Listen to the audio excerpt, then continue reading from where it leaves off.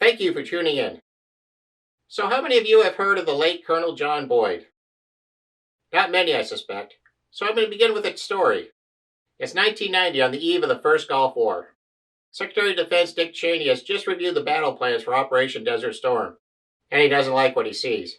He makes a phone call to a retired Air Force colonel, John Boyd, a man he had met early in his career as a congressman. Under top secret conditions, Boyd, who has been retired for nearly 15 years, was shown the battle plan and asked for an opinion. Boyd described it as, hey diddle diddle, right up the middle. The left hook attack and the decoy marine amphibious landings are said to have been added to the plan as a result of that meeting. How can a retired Air Force colonel have that much say with the Secretary of Defense? Well, Colonel John Boyd is a unique person, and his ideas have gone beyond the Air Force, beyond the Army, and into the business consultants world, and even cybersecurity. And hopefully, by the end of this series, Boyd's ideas will hold influence in the field of process automation. This presentation is the beginning of a 5-part series. We will begin with a profile of Colonel Boyd. Other parts will apply Boyd's ideas to the field of process automation. However, it's not just the potential process automation solutions that we want to present. We also want to discuss who will lead these changes and what type of person that could be. There are many issues facing process automation today. I believe these are the most important. Increased safety expectations. No injury is acceptable, and there are opportunities in process automation to help. Increased quality expectations. Right first time is no longer just an interesting academic exercise. Workforce turnover with a 24-hour operation. With each new generation, this lifestyle becomes less and less acceptable. Baby boom retirement. It's already begun, but its effects will exponentially grow over the next 10 to 15 years. Economic pressure on domestic manufacturing from the global economy. Can America still compete in the manufacturing sector against the developing economy nations? This is perhaps the biggest challenge for process automation. Obsolete I/O. Much of the I/O installed in the 1980s and 1990s has come to end of life. While the global economy threatens in the future, obsolete I/O threatens in the present. As you watch this series, I want you to ask yourselves these 2 questions. Can Boyd's ideas tackle these challenges? Who will be the best suited to tackle these challenges? In reading about Colonel Boyd's life and career, it occurred to me that there are many similarities between air combat and process control. At the end of the Korean War, the first modern jet fighter, the F-86, had performed well. This jet, and the pilots that flew them, achieved a 10-to-1 kill ratio. But Boyd saw much need for improvement. The fighter jets added more technology like radar and missiles and more speed. Yet in Vietnam, the kill ratio dropped to 1-to-1. Worst of all, the war was not a success. Boyd worked to improve not only the fighter jet, but also the processes the Pentagon used to develop weapons and military strategy. In the 1990s and 2000s, the modern DCS had taken over most of the manufacturing plants and had performed well. The DCS systems have continued to improve and modernize with tools like APC and simulation. But is process automation moving towards a Vietnam-era performance? Can process automation avoid the mistakes of the Vietnam-era military? In this series, we will review Boyd's work and apply it to process automation with the goal of paving the way to a 21st century automation system in the plants, much like Boyd paved the way for the current 21st century fighter jets. So who the heck is Colonel John Boyd? Well, here is his resume. He's an author. His aerial attack study is recognized as the worldwide standard for combat pilot tactics training. He's a jet designer.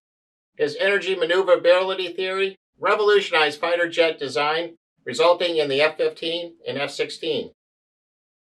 He's an inventor. His OODA loop theory has moved beyond air combat and military strategy and into business and cybersecurity. There will be a detailed discussion on OODA in this series. He's a Pentagon reformer. Boyd and his acolytes worked to reform the Pentagon budgeting process and implemented improved weapons testing. Boyd was a military strategist. His theories were adopted by the Marine Corps. He's a 1990 Gulf War consultant. We've already discussed his contributions here. One of his biographers called Boyd the fighter pilot who changed the art of war. This sounds a lot like a story made for Hollywood. Boyd was a square peg trying to fit into a round hole. Like Patton and MacArthur, Boyd was not easy to work for, and was not a joy to have working for you. Bradley was quite the opposite. Like Patton and MacArthur, Boyd was a prima donna. His trademark was his cigar, which he waved in front of generals who got into his way, throwing ashes all around. One time he got so close into the face of a general that was blocking one of his initiatives that his cigar burned a hole into the general's tie.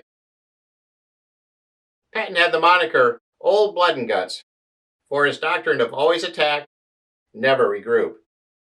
Boyd had multiple nicknames. One of these was Genghis Boyd, for the ferocity of fight he waged inside the rings of the Pentagon. While he never burned down a village, he did burn that general's tie. Ironically, Boyd was somewhat commonplace like Bradley. He certainly was no GI colonel, but he lived a very modest lifestyle and never sought publicity.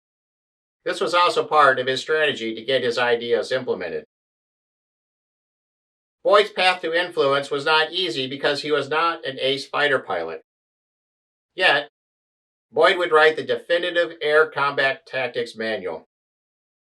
Boyd was not a highly educated college professor. Yet Boyd would go on to change aviation and fighter pilot jet design. Boyd was not a senior general, yet he would go on to change Marine Corps strategy. This square peg became one of the biggest innovators in military history, yet no movie. So how many people here have seen the movie Boyd? I don't see many hands. This is because Hollywood never made one. It's not like Hollywood ignores military figures that have had major impacts. How many people saw the movie Patton? I'm sure if this was live, I'd see lots of hands. But there was a lot of material to make a movie entertaining. He was the most feared American general by the Germans.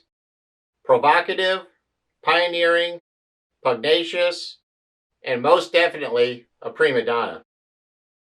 How many people saw the movie MacArthur? I'm sure if this was live, we'd see lots of hands as well. Like with Patton, there was a lot of material to make a movie entertaining. And like Patton, MacArthur was provocative, pioneering, pugnacious, and most definitely a prima donna. Let's try one more. How many people saw the movie Bradley? What? No hands? This is because Hollywood never made a movie about Bradley. He was conventional, competent, compliant, and commonplace. No controversial statements, never disobeyed an order, never took a risk in battle, and didn't have any signature symbols like a corncob pipe or ivory-handled revolver. He was so plain, he was known as the GI General. Not much to make a movie entertaining. But what does this have to do with process automation, you may ask? Well, I've shown you the resume of Colonel John Boyd. You've seen Boyd's accomplishments. To understand how these accomplishments were achieved, we need to look at Boyd the man. If there was a movie, and there's a lot of things to write a movie about, we've covered most of these, but I will emphasize the last one. Boyd never made an error. His work was scrutinized by every general who Boyd ever waved a cigar at. Yet they never found an error in any of his work. So how would you describe your manager? How would you describe yourself? Do the descriptors start with the letter P or with the letter C? How many described your manager like Bradley? I bet quite a few. The Army doesn't make any Pattons or MacArthurs anymore, and I suspect neither does private industry. Boyd recognized this. He recognized that risk takers were no longer promoted above colonel in the military, and as such, innovation only takes place in the lower ranks. There were many challenges facing the armed forces during Patton, MacArthur, and Bradley's career. It was not Bradley that relieved the surrounded 101st Airborne Division at Bastogne. It was not Bradley that stopped the advance of the North Koreans with a risky amphibious invasion at Incheon. Bradley could have won these battles, but it would have taken longer and cost more in dead and wounded soldiers. In a global economy, being last to the market and having the highest operating cost is not a strategy for success. To achieve their results, Patton and MacArthur ruffled some feathers with the Army leadership. There are many process automation challenges. Who in your organization has the innovative new ideas to address these challenges? And remember, it is not enough to have a new idea. It takes a lot of effort to implement the change. It may take some ruffling of feathers or some burnt ties. Especially in large bureaucratic organizations like the Air Force or the Army that are designed and built to resist all change. This presentation is not for senior management. Innovation and automation is going to come from the bottom and from the middle. This presentation is designed to not only present ideas for possible solutions, but to also inspire those in the bottom and the middle to join the fight to bring innovation into the company. So how would Boyd tackle these challenges?